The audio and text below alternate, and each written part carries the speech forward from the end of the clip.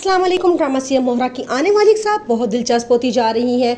अनुषा के मरने के बाद अब अलीज़े अपने आप से ये वादा करती है कि उसने अपनी बहन की मौत का बदला लेना है, क्योंकि वो जानती है कि उसकी बहन बेकसूर थी, उसके साथ सारा कुछ ड्रामा किया गया है और उसको मौत के घाट उतारा गया है। वो अपनी बहन की मौत का बदला लेने के लिए हमदानी हाउस पहुंच जाती है। जब वो वहां जाती है तो देखती है सामने हमजा होता है। हमजा को देख के वो एकदम रुक जाती है। फिर वो सोचती है क्यों ना इसको अपनी मोहब्बत के जाल में फंसा के शादी की जाए और फिर वो सीधा हमदानी हाउस पहुंचती है। जब वहां जाती है तो हमजा सामने खड़ा होता है। हमजा को देख के वो परेशान हो जाती है और हमजा बताता है कि वो सिकंदर का छोटा भाई है। वो बड़ा खुश होती है कि अब सिकंदर से बदला लेना बहुत आसान हो गया है।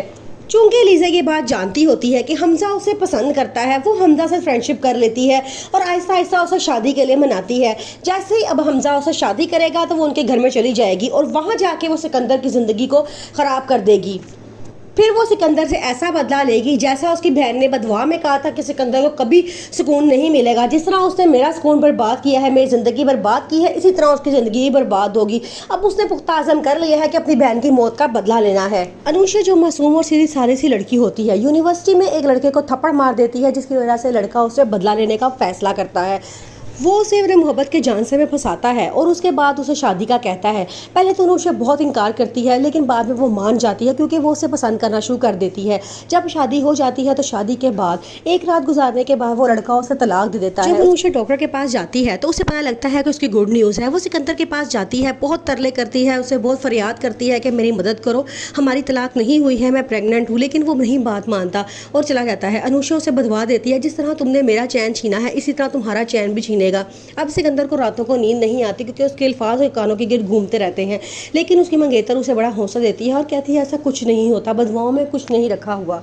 आखिरकार वो दिन आ ही जाता है। अनुषा और लीजा की इकट्ठी मेहंदी का दिन होता है। मेहंदी की तैयारियां हो रही होती है। अनुषा बहुत रोती है और कहती है कि मैं किसी को धोखा दे रही हूँ, अगर ये बात मेरी मामा को पता चली तो वो ये बात बर्दाश्त नहीं करेंगी। लेकिन लीजा कहती है कि फिलहाल चुप हो जाओ, कुछ ना करो, जो हो रहा है उसे होने दो। आखिरकार अनुषा की मेहंदी का दिन आ जाता है। अनुषा बहुत रोती है, वो लीजा के बहुत तरले करती है कि तुम कुछ करो, लेकिन वो कहती है कि अब जो हो रहा है इसको होने दो।